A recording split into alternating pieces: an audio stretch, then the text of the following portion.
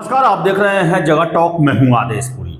Israel ने Gaza पर फिर से हमले शुरू कर दिए हैं और जो एक शांति व्यवस्था स्थापित करने की कोशिश पश्चिमी देशों के द्वारा की जा रही थी, उन सभी पर विराम लग गया है। आपको बताएं कि जब से हमास के द्वारा अपहरित एक इजरायली नागरिक डेविड का वीडियो जारी किया गया, उसके बाद से इजराइल में जो है वो काफ़ी टेंस माहौल हो गया। और हमने उस समय भी आपको कहा था कि ये वीडियो और हमास के द्वारा पहले के ही अपने रुख पर कायम रहना फिर से युद्ध के हालात बदतर कर सकते हैं, और उसका शुरुआत भी हो गया। पिछले ही शुक्रवार को इजराइल की कैबिनेट ने गाजा सिटी पर कंट्रोल की बातें कही। हालांकि आपको बता दें कि 75% गाजा पर इजराइल का कंट्रोल है, लेकिन 25% पर नहीं है। और सरकार का यह मानना है कि इस 25% इलाके में ही जो अपहरित हैं, 51 संख्या है, हालांकि 20 के जीवित होने की बातें बताई जा रही हैं, उनके इन्हीं क्षेत्र में होने की बातें कही जा रही। और इजराइल जो है वो गाजा सिटी पर कंट्रोल लेने के लिए कार्रवाई करने जा रही है। और इससे बता दें हम कि फिर से जो है वो मिडिल ईस्ट में तनाव के सिचुएशन बनते जा रहे हैं। हालांकि आपको बता दें कि इजराइल के द्वारा ये कहा गया है कि उनका गाजा पर नियंत्रण का अपने कब्जे में लेने का कोई उद्देश्य नहीं है, लेकिन उनका जो है 5 प्रमुख मांग है। इसमें है कि हमास पूरी तरह से हथियार डाले, बचे हुए सभी 50 बंधकों की रिहाई हो, जिसमें 20 जीवित होने की संभावना है। तीसरा है गाजा से सैन्य ताकतों का खात्मा हो। चौथा है गाजा पर इजराइल का सुरक्षा नियंत्रण हो। और पांचवा, गाजा में एक ऐसा वैकल्पिक नागरिक प्रशासन बनाना जो न तो हमास हो और न ही फिलिस्तीन प्राधिकरण के अंडर में हो। तो ये 5 शर्त है। लेकिन आपको बता दें, हमास के द्वारा ये लगातार कहा जा रहा कि जब तक एक स्वतंत्र राष्ट्र फिलिस्तीन नहीं बनता, वो हथियार नहीं डालेंगे। और इसके साथ साथ आपको बता दें, बंधकों को भी रिहा करने को वो तैयार नहीं है। बंधकों के रिहा करने के लिए उनका जो दावा है, जो उनका कहना है, उस पर यह है कि पूरे गाजा और फिलिस्तीन इलाका से इजरायली सेना हटे, उनको स्वतंत्र किया जाए, तभी हम बंधकों को रिहा करेंगे। और देखिए कि ये बंधकों का ऐसा स्थिति है कि इजराइल को न शांत बैठने देता है और न ही कार्रवाई करने देता है। हालांकि इजराइल ने फैसला किया है कि हम कार्रवाई करेंगे और अपने बंधकों को छुड़ाएंगे। इसके लिए ये बड़ी कार्रवाई जो गाजा सिटी पर कंट्रोल का जो है वो जरूरी है। लेकिन आपको बता दें कि देखा जाए तो रोज लगभग इजराइल के तेल अवीव जो शहर है, राजधानी है, वहां पर प्रदर्शन हो रहे हैं।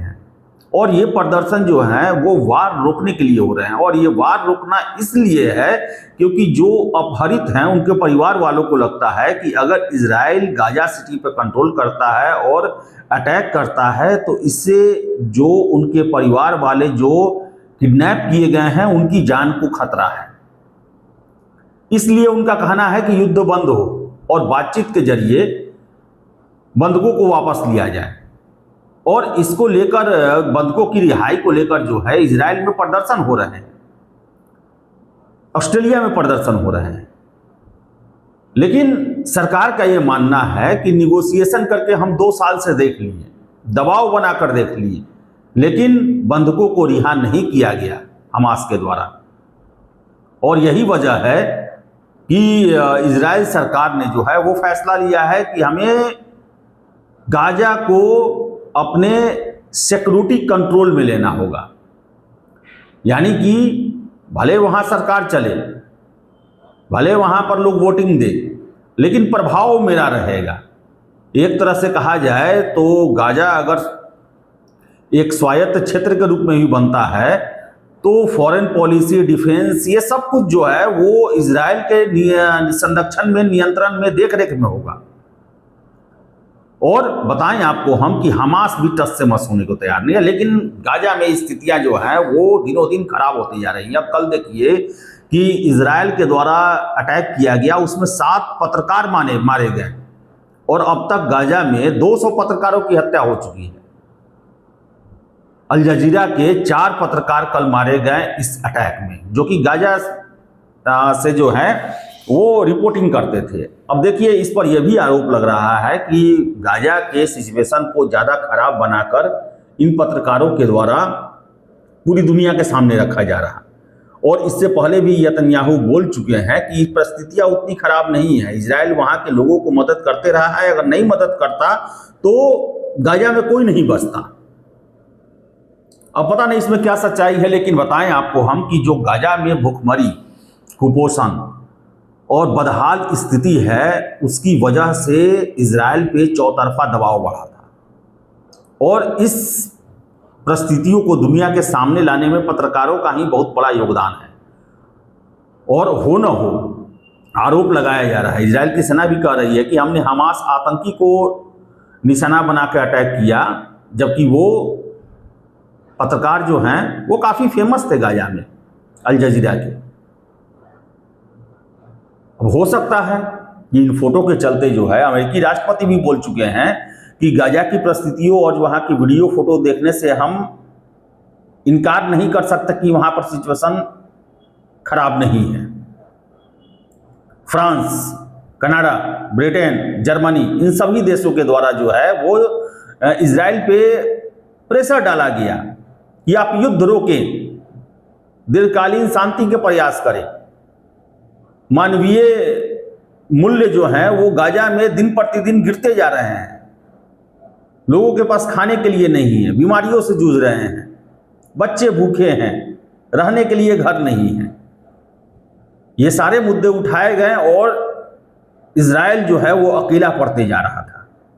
लेकिन हमास के द्वारा जो डेविड का वीडियो जारी किया गया, वो वजह दे दिया इजराइल को फिर से कि सारे प्रयास हो रहे हैं, लेकिन हमास अपने एक भी इंच अपने उद्देश्य से पीछे हटने को तैयार नहीं है।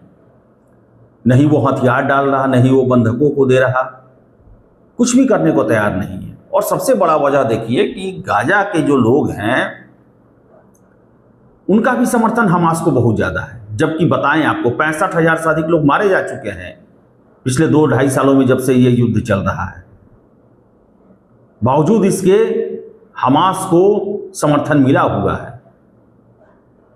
और ये सब वजह जो है वो इजराइल को पीछे हटने पर मजबूर नहीं कर रहा। और यही वजह है कि फिर से जो है अटैक्स की शुरुआत हो गई है। और पूरे गाजा पर, भले ही गाजा सिटी पर नियंत्रण की बातें कही जा रही है, लेकिन पूरे गाजा पर नियंत्रण बनाने की कोशिश की जा रही है।